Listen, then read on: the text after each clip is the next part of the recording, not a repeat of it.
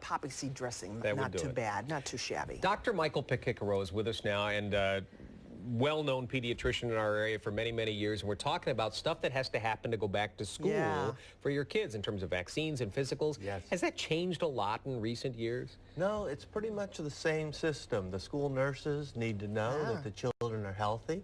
They need to know what medical conditions they might deal with. And we screen the children and make sure that their vaccinations are up to date so that there is an avoidance of contagious illnesses. Right. It's a good thing, though. I remember this time of year very well because I remember my mother would make all the doctor's appointments we needed. And we're talking about vaccinations, so you check for vaccinations. What else do you check for? I mean, in a child, does it depend on their age? Do you sort of go by, a child's age to say, to check them developmentally, or what do you look for? Well, children are not little adults. They, in fact, are changing rapidly. And we know at each age certain things might show up that could be a concern. Maybe 1 out of 100 physicals will find something. And in that case, we're going to nip it in the bud rather than waiting for a symptom to show up. A big mass in the belly, a heart murmur, things of that nature. So you're catching stuff ahead of time. You catch stuff ahead of time. That's the most important part of a physical, is to be sure that if you can catch it early, often it's the best. We're a few weeks away from the start of school for most kids.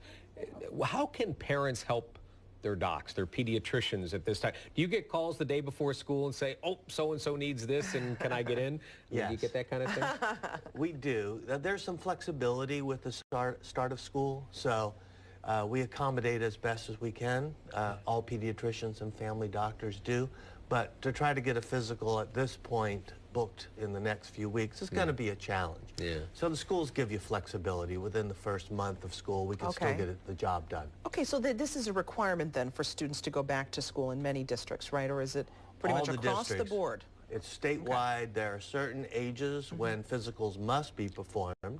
And the American Academy of Pediatrics and the American Academy of Family Doctors recommend an annual checkup for children in order to be sure that they're healthy and to cover important things. Has the vaccination furor died down? For those parents who had fears about vaccinations, who were opposed to vaccinations, are you seeing less of it now, more of it? And how do you handle it when a mom or dad says, I don't want that for my child?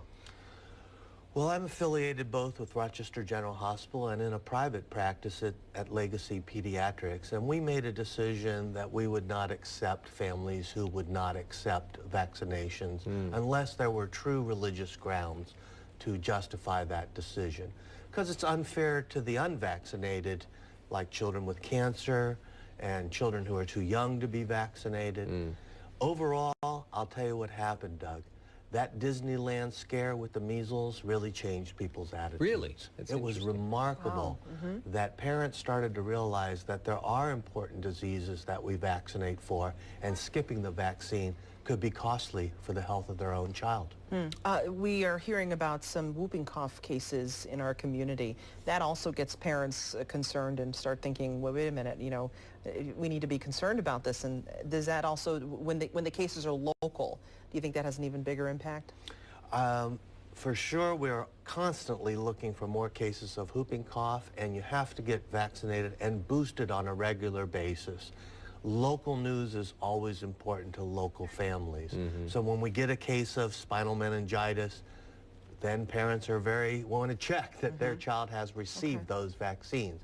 We get a case of whooping cough, they want to be checked. But this is why the annual physical occurs before school, to make sure that those vaccinations are up to date rather than waiting until there's a big scare. Dr. Michael Pichichero is with us this morning. Thanks so much for this back-to-school reminder. Appreciate it. My pleasure. Good talking to you. Great advice.